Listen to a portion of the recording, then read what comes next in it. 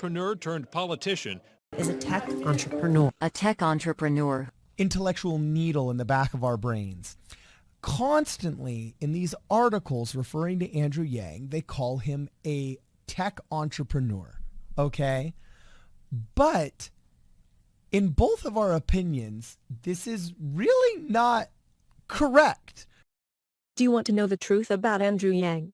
Grab a seat and listen to the extraordinary 20-year tale of a nonprofit conman who tried to run for President of the United States. Yang's origin story is his first company, STARGIVING. He collected donations from companies and then let you, the user, select the charity. Here's the first problem. This is not a nonprofit charity. This is a venture capital financed startup, and there's no disclosure that when you make a donation, a for-profit company is acting as a middleman. The second problem is that he's accepting donations from companies. Well, technically this is legal. Any for-profit company that solicits donations must clearly state that it is a for-profit company. The third problem is that he's obviously concealing his for-profit status, which it says nowhere on the site. Yang is an attorney, so he knew how much of a dumpster fire this site was, and this wasn't a mistake. It's a pattern of nonprofit abuse that Yang has kept on repeating for 20 years. After STARGIVING, Yang moved on to Manhattan GMAT, where he was CEO. While not a non-profit entity, the main source of traffic and sales for Yang's company ended up being Beat the GMAT, which did impersonate a non-profit. Yang's company appears to have approached the owner of Beat the GMAT and suggested a kickback scheme that would be hidden from the users. I was approached by a test prep company, ironically, that said, like, hey, you got a pretty neat community. Do you mind if we set up like an affiliate campaign? So for some segment of students who are on your forum, and they decide to buy a course, we'll track it somehow and then give you 10% back. So you got a pretty good situation. You just started blogging and then someone approached you about a way to make money. It was totally inbound, right? Yang's kickback arrangement was hidden from users. As late as 2017, Eric Ban is still concealing from users his payoffs from test prep companies. In the same high quality experience for free. It was always free. We made money off business schools. Fortune magazine did an investigative journalist work on Yang's biggest business partner and best friend, Eric Ban, Beat the GMAT, and the corruption in the GMAT industry. In the article, a Princeton Review executive describes the sunny paid-off world of GMAT prep reviews. A Kaplan consultant further confirms the systematic corruption in the GMAT industry that Yang helped to create. He compared forum reviews to a bank robber guarding a bank and asking us to believe his honesty.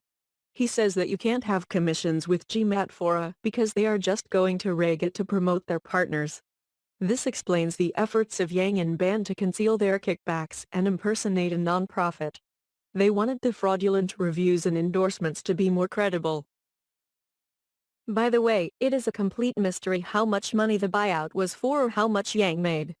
Yang never released his tax returns from 2009 or 2010.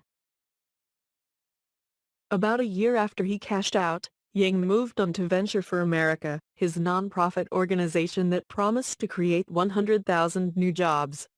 The reason for this astonishing shortfall is obvious when you look at the Venture for America tax returns.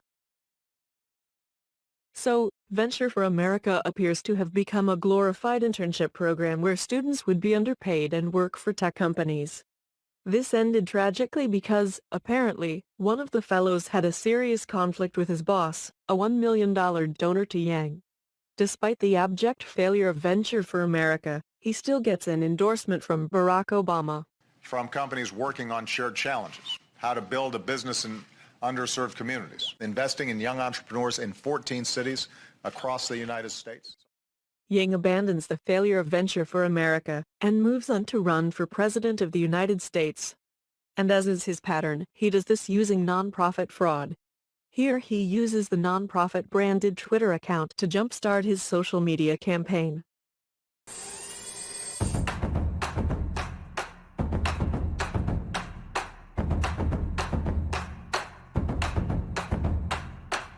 We are experiencing the greatest technological and economic shift in human history. We need a way to help millions of Americans transition through this period. And a universal-based gang conman is the best and most efficient way to do that. If Yang truly believed that the U.S. was going to have 50 million excess workers in 10 years, he would have a coherent series of emergency policy proposals, not just an idea for future handouts. Any fraud in which you hand over money in the hope that you will receive more is an advance-free fraud. There are many varieties of these scams, but all run on the same principle. The truth is that UBI is ruinously expensive, and all of these people who think that if they support Yang and send him money that they'll get thousands of dollars a month for the rest of their lives, are the victims of an advance fee scam. So, who made these memes that told young people that they would get $1,000 a month if they supported Yang? It appears these memes were created by an army of over 100 social media developers paid $40 per hour, mostly Trump supporters or members of the white nationalist community. Yang pandered to anti-Semites by taking positions like rejecting circumcision. To the anti-Semites, they viewed this as a dog whistle that Yang was one of them. Yang became the candidate of white nationalism. The result was an explosion in his social media that catapulted him into the top tier of candidates. After Yang eventually dropped out, he did what he always does. He engages in nonprofit fraud with a grandiose humanitarian endeavor to cloak his ambitions. He uses his latest nonprofit, Humanity Forward, for social media branding. The New York Times even casts his sending of checks to individuals in the Bronx as linked to his planned campaign for mayor of New York City. Here is Yang's new humanitarian nonprofit in the Washington Post editorial page. Her argument is that the left should abandon things like feminism and environmentalism, and instead prioritize raising money regardless of principle. Here is a Trump supporter saying how he gave up his principles for Yang's money. Yang's vision is a world devoid of humanity, morality, and law. We are reduced to pandering to him in the hopes that we can secure the bag.